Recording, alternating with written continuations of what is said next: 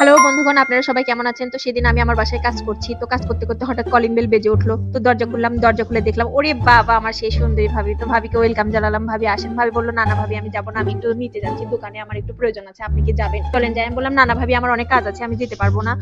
এখন আপনিই যান ভাবি। দুঃখিত আমি যেতে পারলাম না।" তো ভাবি আমার একটা উপকার করলে ভালো হয়। আমার কোনো কিছু কেনাকাটার একটু বাকি ছিল। আপনি যদি আমাকে একটু এনে দিতেন ভালো হতো। তো বলল, "আচ্ছা ঠিক আছে কোনো সমস্যা নেই। আমাকে টাকা দিয়ে দেন। আমি এনে দিচ্ছি।" তো ভাবির হাতে টাকা বুঝিয়ে দিলাম এবং বলে দিলাম যে এই জিনিসগুলো আনবেন। তো কয়েকটা জিনিসের নাম বললাম যে, "ভাবি এগুলা, এগুলা আনবেন।" ভাবি বলল, "আচ্ছা ভাবি টেনশন নিয়েন না। আপনি মনোযোগ দিয়ে কাজ করেন। আমি নিয়ে আসি জিনিস কিনে।" আমি বললাম, "আচ্ছা যাক।" এদিকে দরজা লেগে দিয়ে তো আমি খুশি হলাম। যাক ভাবি আমার উপকার করলো। আমার এত কাজের চাপের মধ্যে আর নিচে যাইতে হলো না। যাক ভাবি আমার অনেক বড় একটা উপকার করলো। এখন আমি কাজ করতে নিয়েছি। হঠাৎ করে আবার কলিং বেল বেজে উঠলো। কি ব্যাপার? এত তাড়াতাড়ি তো কলিং বেল বাজার কথা না। ভাবি এই মাত্রই গেল। এত তাড়াতাড়ি তো আসার কথা না। ও বাবা! দরজা খুলে দেখি একটা অচেনা অজানা একটা যুবক দাঁড়িয়ে আছে এবং আমাকে বলছে, "আপা, আপা শুনেন আপনাদের পাশে যে সুন্দরী একটা ভাবি থাকে সেই ভাবি তো নিচে রাস্তায় অ্যাক্সিডেন্ট করেছে।" এদিকে তো শুনে আমার মাথায় হাত, হায়, হায়, হায়! এ কি অবস্থা? ভাবি কেন অ্যাক্সিডেন্ট করলো? কেন, কেন, কেন? আল্লাহ এখন আমার কি হবে? আমি কি উত্তর দিব? আমার কি হয়ে গেল? আমার চারিদিকে সবকিছু ঘুরছে।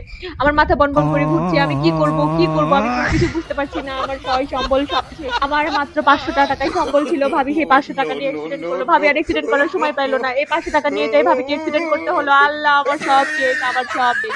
আমার আর কিছু বাকি রইল না। আমার সব শেষ।